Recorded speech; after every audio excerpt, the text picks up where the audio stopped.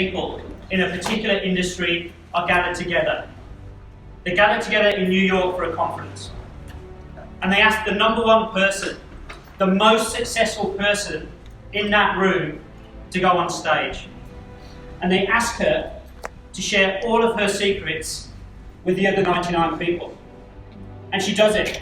She goes on stage and she shares absolutely everything that she has. She gives the rest of the room all of her best practice. Everything that makes her the most successful person in that room. And when she comes off stage, she's grabbed by a journalist from the New York Times. And he goes to her, he goes, "Are you mad? You have just shared all of the secrets of your success with everyone else in that room." She goes, "It doesn't matter. I will still be number one next year." And the journalist goes, "How can you be so sure? You've just shared everything with everyone else." And she goes, "Look, 50% of the people in the room weren't listening. They may have pretended to listen, but they weren't really present.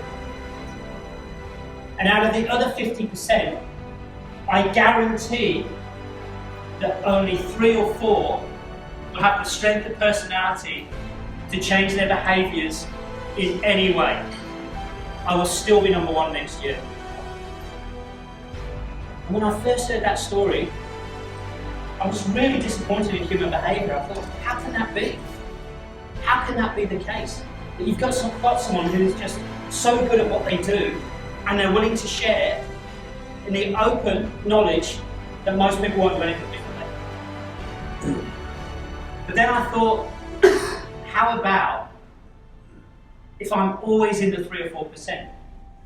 How about every time I watch a TED Talk, every time I listen to a podcast, every time I read a book, every time I have a coffee with someone, every time I listen to a speaker, every time I go and see a mentor, how about if I'm always in the 3 or 4% of people who does something differently?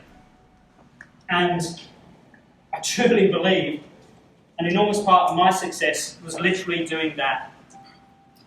Just finding people who were doing whatever they were doing better than I was doing it.